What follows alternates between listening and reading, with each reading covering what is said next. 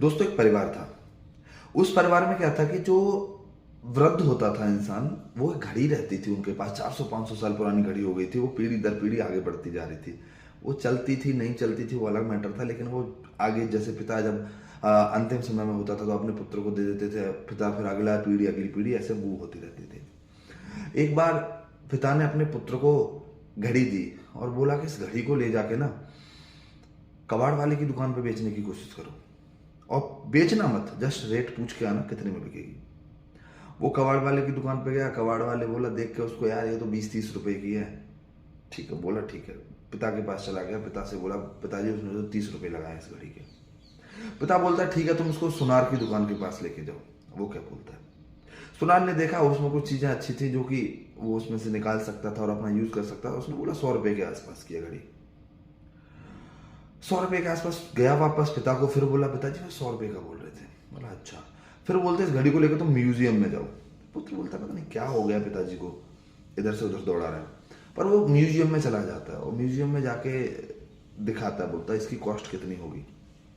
तो म्यूजियम में जो ऑनर होता है वो उसको देख के बोलता है, उसको पता लग जाता है घड़ी तो बहुत पुरानी है और बहुत पुराने पीसेज में से एक पीस है जो अभी भी बचा हुआ है।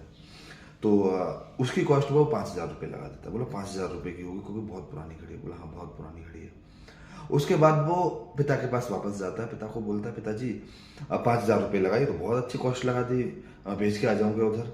तो पिता बोलता है, बेटा मैंने तुम्हें बेचने के लिए नहीं भेजा था इस घड़ी को, मैंने इसलिए भेजा था कि तुमको अपनी जो पावर है या जो तुम्हारे अंदर जो शक्तियां छिपी हुई हैं उसकी पहचान तुम्हें हर जगह नहीं होगी। उसकी पहचान होगी तुम्हें एक अच्छी जगह पे जहां तुम्हें वैल्यू मिले। और हमेशा अगर तुम अच्छा काम नहीं कर पा रहे हो, इसका मतलब ये नहीं है कि तुम्हारे अंदर कुछ कमी है। इसका मतलब ये भी हो सकता है कि तुम्हें वो वैल्यू नहीं मिल रही है उस एरिया में, तुम इतने वैल्यूएबल नहीं हो इस एरिया में, इसलिए तुमको ऐसा लग रहा है कि तुम काम नहीं कर पा रहे हो, तुम अच्छा नहीं कर पा रहे हो। तो वो जगह चेंज कर लो, वो कंडीशन चेंज कर लो और दूसरी साइड, दूसरी जगह पे मूव हो जाइए आप। तो उसकी वजह से लड़का समझ गया, क्योंकि वो लड़का ना अपनी पर्सनल लाइफ में बहुत स्ट्रगल कर रहा था कि वो एक गवर्नमेंट जॉब की तैयारी कर रहा था कंटिन्यू, और उसमें वो अच्छा नहीं कर पा रहा था। तो उसके बाद लड़के ने अपना पैशन चेंज किया, दूसरी लाइन में गया और वो लाइफ में सक्सेस हो गया।